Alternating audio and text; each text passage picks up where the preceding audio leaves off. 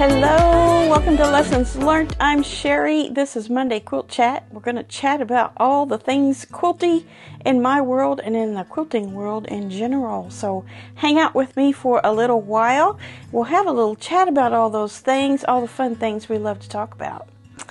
Quilty things. We love it, don't we? Well, y'all knew it. I went to the fair to check out the 2 quilts that I entered, to see if they were hanging, and they were hanging, but I didn't win any ribbons, and that's fine. It was thrill enough just to see them hanging there.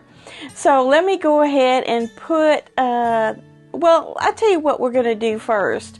Let me show you the grand champion winners out of the quilts. It's not all of them, but the ones that I could get a good picture of, I'm going to put through here and talk about them just a little bit.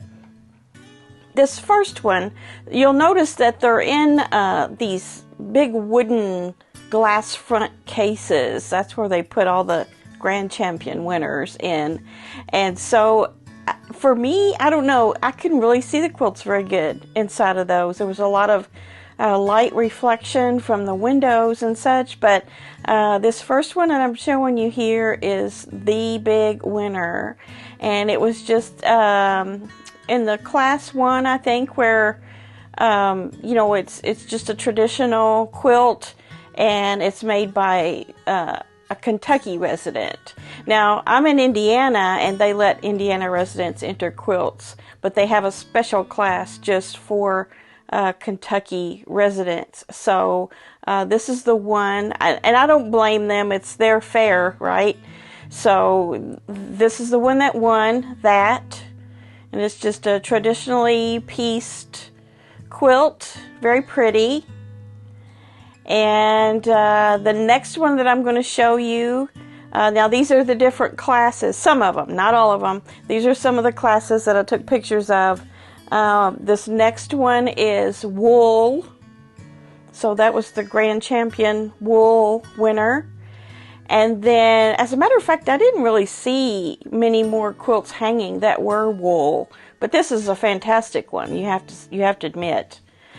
The next one that I'm going to show you is the applique. So my Happy Days quilt was in the applique category, but this is the grand winner in the applique category, and it looks much like the Baltimore style quilt, doesn't it?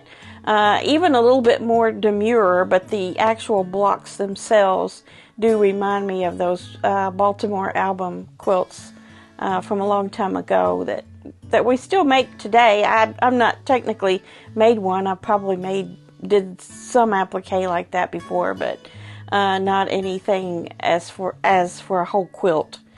But that's the applique one that won. And then the other one I have for you is the modern category.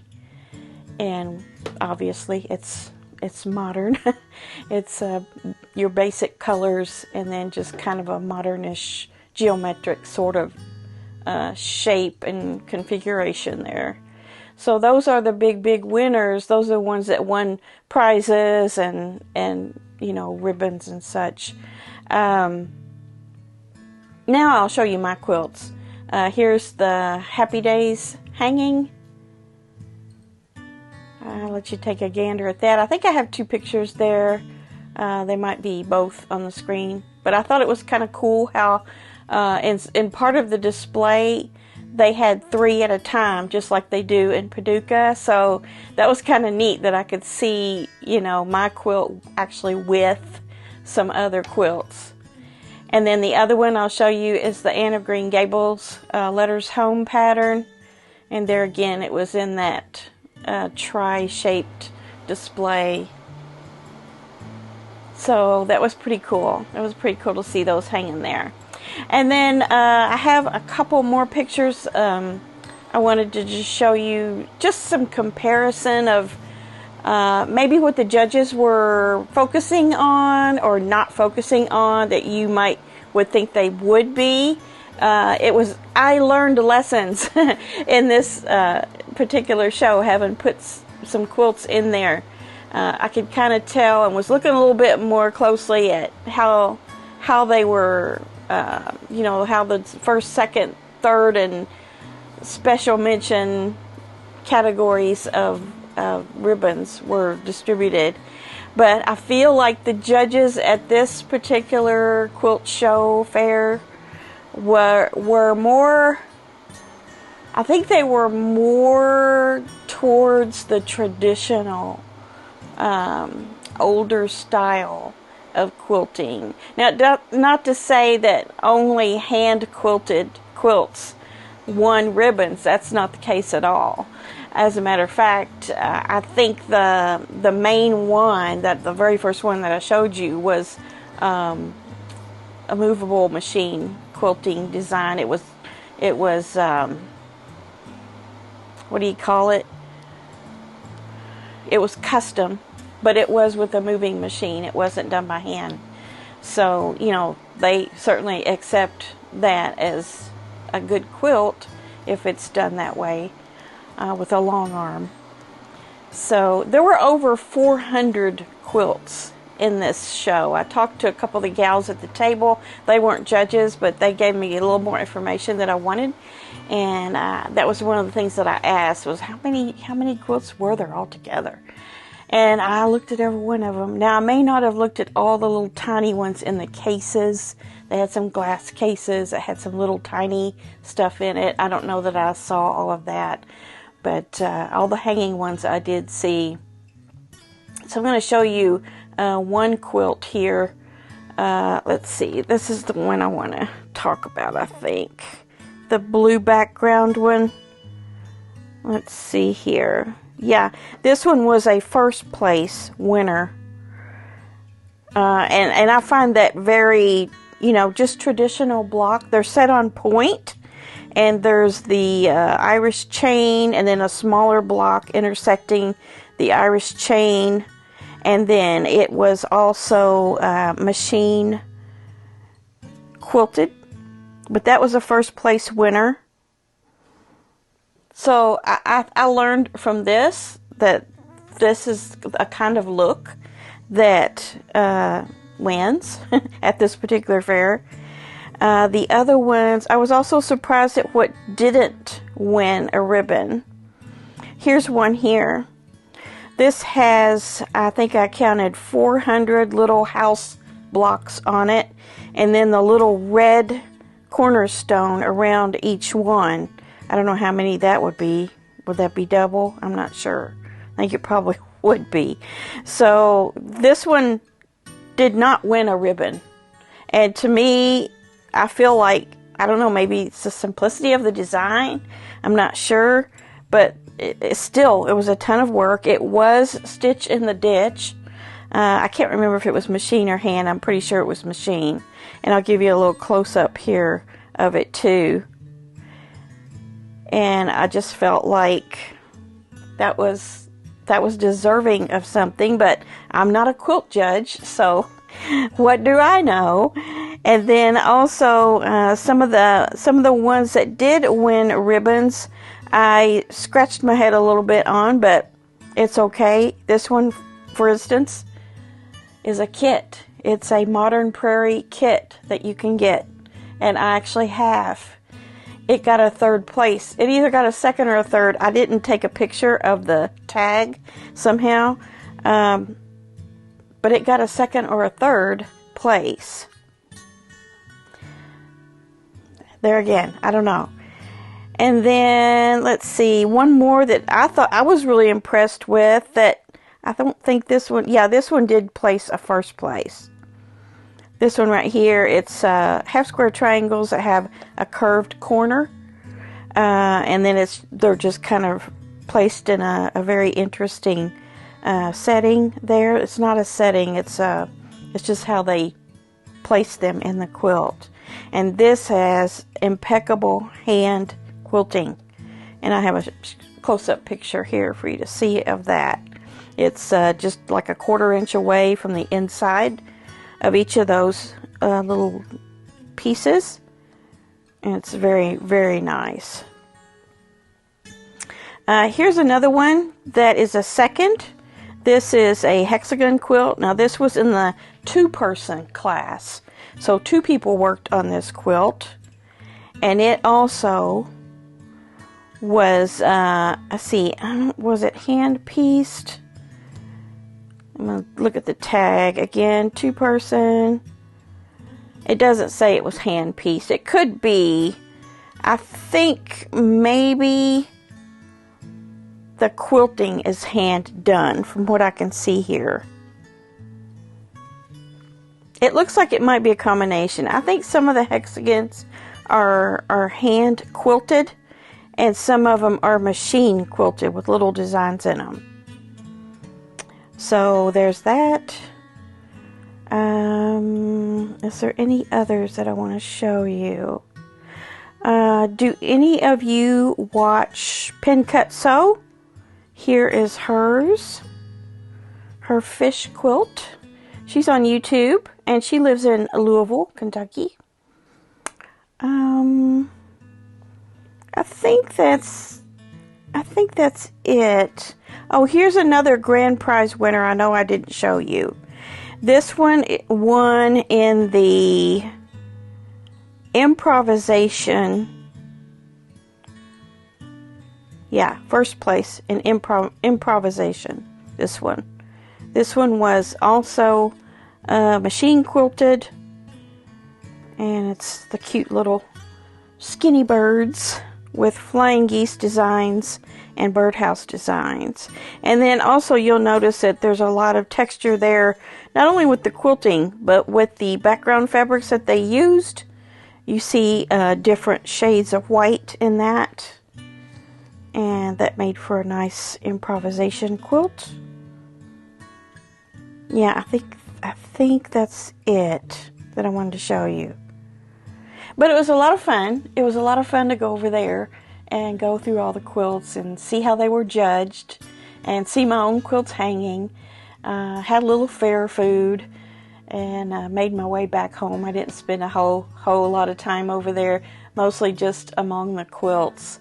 The ladies that I talked to did tell me that there will be feedback on your quilt when you pick it up, so there should be a sheet that comes back with your quilt when you go pick it up. I will be picking those up next Monday during the day, and then I'll get to see what the feedback is on my quilts. I get to see what I could improve in, or maybe I don't know. I have no idea what they're going to say. I'm sure they might look at some of my points cut off or something, but we'll see. We'll see. The ladies said that the judges took each and every quilt and examined it. It wasn't just like they went in there and hung them up and then just flew through. No, they spent time with those quilts. So I'm sure I'm going to learn a lot from the feedback, and I will be telling you about that. Now next year I have a modus operandi for next year. I think I have the Tarnished Star quilt kit out of the Tim Holtz. I think I'm going to try to get that ready. And then also I've had on my shelf back here for a while the great big fat quarter bundle of Kim Deal's scrap baskets. And I think I'm going to find more of a traditional pattern, or have Mark make up a traditional pattern that I can use those fabrics with. So I'll try a couple more, and I may put a small one in because there was a lot of smaller, like lap size, that I could probably easily, finish by next year and have ready for the fair as well. I think the maximum you can put in is 3, if I'm not mistaken. I just did 2 this time because I had them pretty much ready, other than the finishing. So I'll try it again. It was motivation for me to try it again. I thought maybe, well, I probably won't win anything and I won't do that again. But no, I think I want to see the feedback and see what I can improve in and try it again. I got a whole year to work on that. So lots of fun, and I learned a lot. Also on the chat frontier, I have recent acquisitions. You know, I didn't buy anything in July, so I was kind of itching to spend a little money. Not a lot. I'm really not buying like I used to at all. I got a book from Amazon. It's called A Complete Introduction to Art Quilting. That's not what that says on the front. It says Starter Guide to Creating Art Quilts. Now, I got this for a reason, and it's not a very big book. It cost $10. It's kind of taking you through the basics of constructing a small landscape or art style quilt, mostly art style. And I got this to kind of guide me on the Cherrywood Challenge, the story time, you know, the vintage book quilt that I want to try to make and get into that. See, now that's a situation where I could do all the work on it and it wouldn't even get in the show. And that's okay too. I'm up for the challenge. But I got this to kind of, like I say, just kind of guide me through, you know, the layering of things and, you know, what is the ABC and 1, 2, 3 of doing an art quilt. I've been reading in this, and I think this is exactly what I needed to get to be able to accomplish what I want to accomplish with that Cherrywood Challenge. So you'll be seeing more on that later. Now that's not due in until February. I do need to get started on it, at least, you know, get the concept down and do some preliminary drawings or practice pieces or what have you on that. The other book I got is called Quilting the National Parks. Also got this on Amazon. I think it says $29.99, but I think it was discounted to $26 or something like that. This is Quilting the National Parks, 20 original designs inspired by the beauty of our national parks, and it's by Stephanie Forster. And I saw this on Dave's Craft Room. He did a quilt out of it. And I thought, oh, I want that book. As a matter of fact, I saw it in July, and I wrote it down on my wish list so that I could get it in August. So let me just show you a couple things in here. This is a pretty cool book. Now, these are landscape quilts, obviously, and they are very... I don't know if you would call it low level or high level. When something's really easy, the designs are really simple. Maybe that's what I should say. The designs are very simple, but the patterns are a bit complicated. I mean, just imagine you take and you cut out a whole bunch of different fabrics and you form them into this landscape like I've done here on the channel before. Imagine trying to write a pattern for that, like step-by-step pattern. So what I'm seeing with a lot of these is very complicated patterns. So it might be a situation where I just look at one of these patterns and kind of do it my own way. For example, let's see. Here's a really simple one. This one is Zion in Utah. Now that does not look too much like it needs a complicated pattern, does it? But let me show you just quickly how many pages the pattern is. Okay, it starts on page 114, 115, 116, 117. So there's a lot. I'm going to show you real quickly because there's no way anybody could screenshot this and be able to read it. That one's not as complicated as some of the other ones I saw. Here's the Grand Canyon. Isn't that neat? I think that's just a curved piece there. But the rest of it is pretty much just some straight pieces you would have to figure out. But look at the cutting that you have to do. Oh my gosh, that's a lot. Illustrations. I mean, they're very detailed.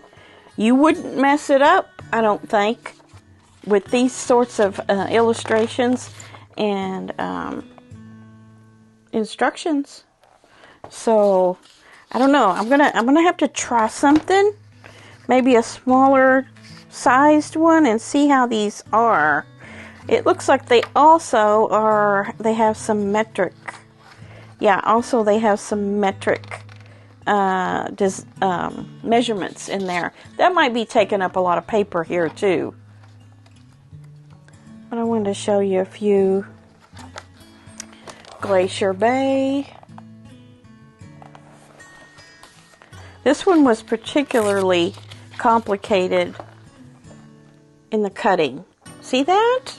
Oh my goodness. They were all like that in here. And they have some smaller projects too. Pillows. Things like that. I think the one that Dave did, Dave's Craft Room did one. I think he did this one. What is that? Olympia? Let me see. Found the picture for you. Lots of instructions. Nice book. Olympic in Washington. Is that the one he did? Or did he do the Great Smoky Mountains? I was thinking it was this one. Let me show you the Great Smoky Mountains. There's also an envelope of templates here in the back. So anything that needs a template, it's in here. Here's the Great Smoky Mountains. I felt like he did this one. Or maybe he did both of them. I don't know. So anyway, I was wanting this book. I got it.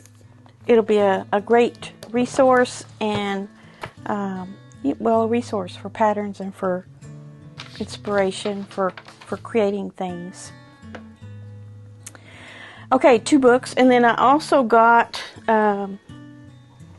some Riley Blake confetti solids from Fort Worth Fabric Studio. They had a sale. Their normal full bolt special is $59.29 per bolt, and that's 10 yards. They had a double the discount on it. So I think it was another 25% off, which made each one $47.44 before any sort of extra charges like tax or shipping. I didn't get tax on mine, but I did have to pay $14 shipping. Now that did cut into that double the discount extra, but I still wound up saving another $11 by buying these. I got 3 of them, and I'll show you what colors I got. I got Vanity, and this is a lavender. And then I got Sweet Mint, which is a color I love. And then I got Peaches and Cream. And this is delicious in person. It really is. It looks pink, but it is definitely peach. Peaches and Cream. So I got those 3, and that was $156.32. But I should be good on solids for all of next year. I have another lighter pink over there. I have another antique white. I have a cloud, and I have a black. And my antique white is not near out that I have open right now. So I may be good for the rest of now till a while. So just kind of thinking about maybe doing not exactly a no buy year, but a no add to the stash, like fat quarter bundles and things like that for the next good while. And with these solids, I should be able to match up for backgrounds on anything that I have in here. I hope. Maybe the occasional bundle. I would have to buy some yardage for background or backing or something, but that should be it. That's all I got this time around. Seemed like there was something else. Oh, I ordered some templates for some taco bags. You know, those little zipper bags. Did I bring that in here? Yeah, I did. These got lost in the mail back in January during a blizzard.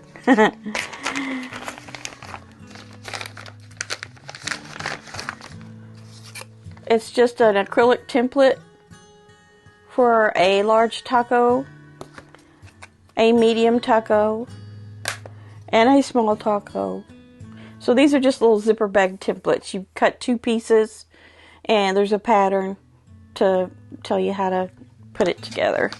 So these were lost in the mail from January, and those showed up out of nowhere in my mailbox without incident. The package wasn't torn. Obviously the templates are okay, but I don't know. They must have slipped down between 2 tables or something at the post office, and people didn't see them for a while. Here they are. Yep. Or maybe they got left in a truck and somebody cleaned the truck out and it was in there behind the fender or something. I don't know. Here's some cute little stickers that Fort Worth Fabric Studio sent me. That's where I got the bolts. Make time to make stuff. Make time to make stuff. I like that. And then the other one is so much fabric, so little time. We've seen that one before, haven't we? I collect these, but I never put them on anything. I should. A lot of you put your stickers all over everything. I don't know, I just can't get myself to do it for some reason. Okay, let's see. What else did I have I wanted to share with you? Okay, blockheads 6, blocks 10 and 11. This is 10. Oh my goodness, look how big. Do you know this block is 27.5 inches square? It's almost like making a quilt. It wasn't hard though. You just made these squares the way they are with the half square triangles. So I did that, and I also got number 11 done. So I am caught up. This was Corey Yoder's design for blockheads. So I got that one done. I'm caught up, ready for this Wednesday. I did not get the block of the month for Designer Mystery out yet. Probably do that today. I'll do that, and then I'm still liking my iron. I mentioned that on Friday. I'm still liking it very much. What else? Someone else I want. Oh, curtains. I don't know.